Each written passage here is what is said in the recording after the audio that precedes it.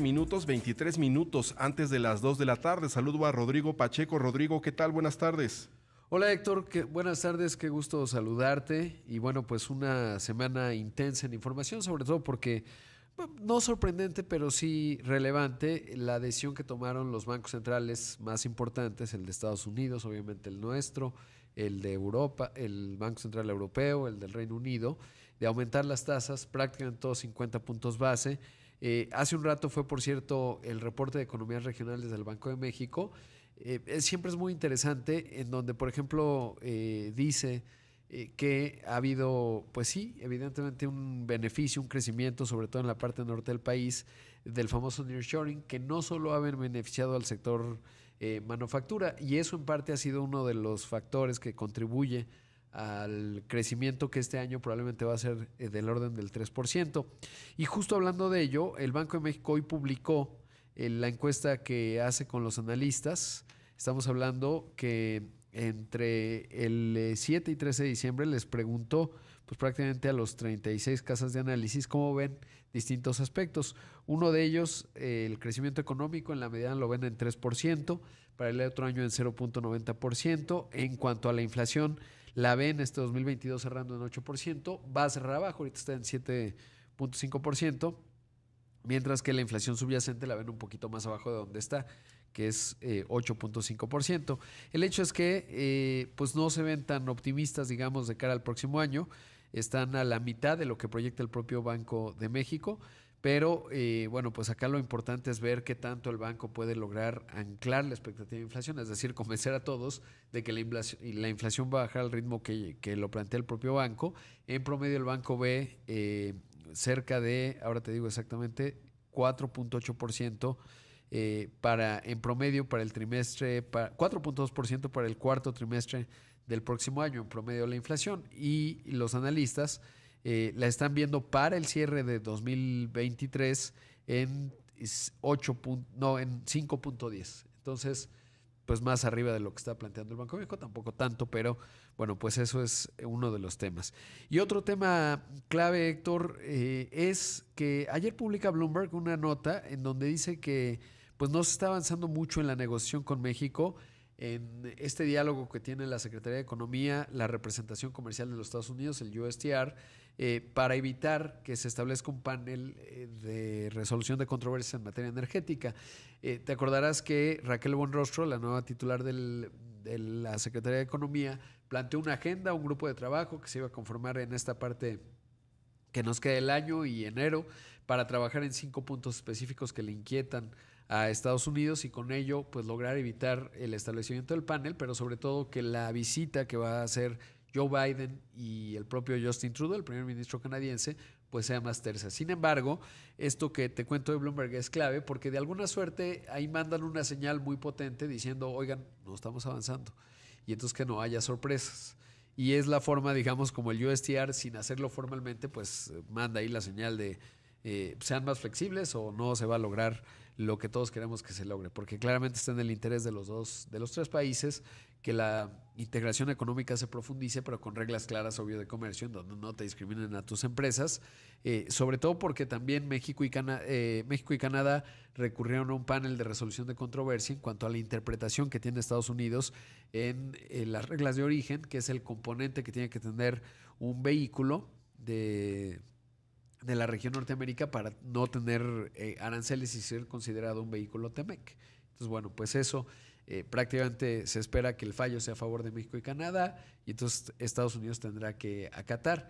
Y bueno, pues lo ideal sería que México nos evitemos el panel en materia energética porque seguro vamos a perder. Va a ser complicado y además, bueno, una cosa es la diplomacia, que aparezcan juntos a principios de año Justin Trudeau, el presidente de Estados Unidos, y el presidente mexicano, y otra cosa lo técnico, ¿no? Que son las Sí, diferencias en el tema de energía. y creo que hay voluntad, o sea, sí, en otros momentos a lo mejor la voluntad técnica se impone a lo político, o lo político, si hay un desencuentro, pues no ayuda a lo técnico. En este caso, la voluntad política tendría que ayudar a que se limen las asperezas en lo técnico, pero también habrá límites, y un poco eso es lo que señala la señal que manda USTR, o bueno, Estados Unidos, a través de esta nota de Bloomberg, porque citan gente cercana a la negociación. Pues básicamente son ellos.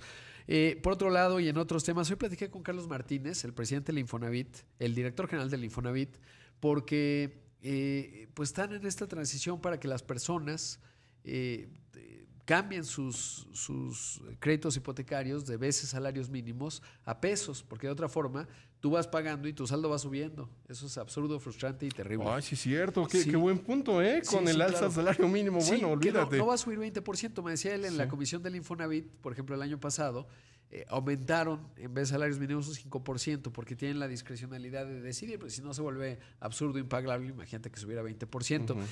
Sin embargo, no ha avanzado tanto. Mira, esto fue lo que me dijo en términos de los que ya hicieron la transición y los que faltan. En lo que va del programa, pues se han cambiado prácticamente 500,000 de créditos y nos faltan todavía 2,300,000, ya representa un porcentaje menor en nuestro balance. Nosotros tenemos 6.6 millones de créditos totales en el balance y 2.3 todavía están en salarios mínimos.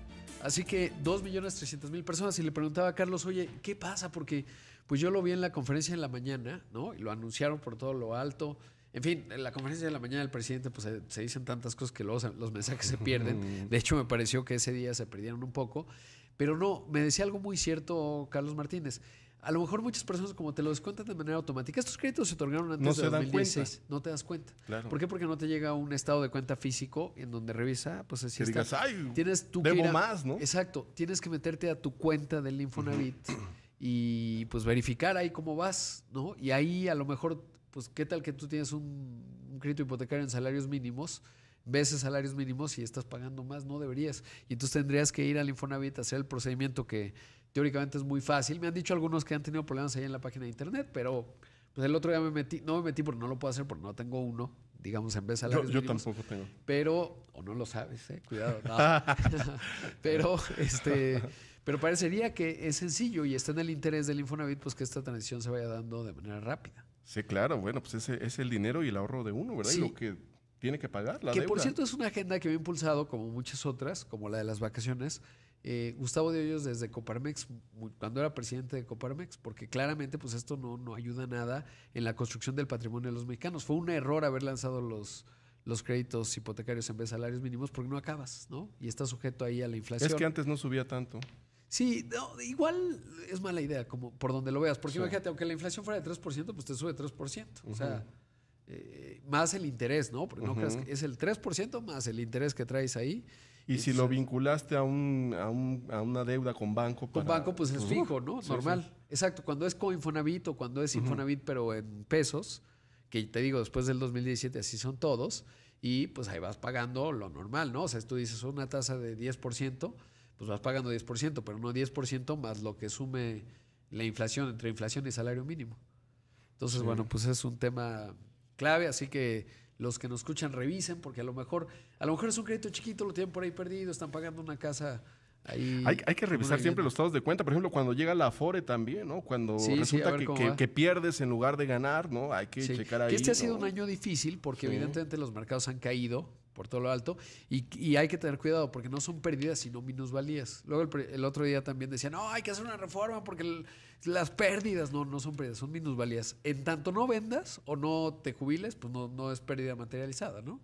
Ajá. ¿Por qué? Porque si tú, por ejemplo... Sí, porque no tienes eso a disposición en este momento. Exacto, sí, si por ejemplo tu celular vale 10,000 pesos, ¿no?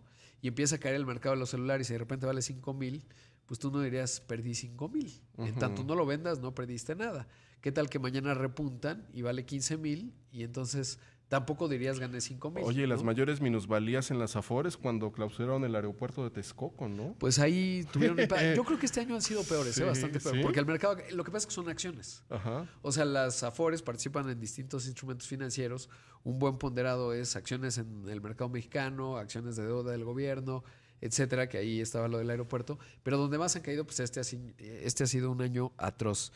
Ya que estamos hablando de años atroces, mencionar que lo que está con mucha turbulencia sigue siendo pues todas las criptoactivos. Ahora Binance, que es la mayor plataforma de intercambio de criptoactivos, pues hoy su auditor dijo, ya no los voy a auditar. Probablemente porque al auditor le da miedo auditar algo que después le dé mala reputación, no porque no esté uno a uno respaldado los depósitos en Binance, pero hay muchas dudas al respecto y han tenido, de acuerdo al Wall Street Journal, retiros de $6,000 millones en unos días. Caramba, tema interesante sin duda. 13 minutos antes de las 2 de la tarde. Gracias, Rodrigo. Gracias, nos escuchamos. Héctor. Nos vemos en un momento. Nos escuchamos más adelante. Vamos a una pausa.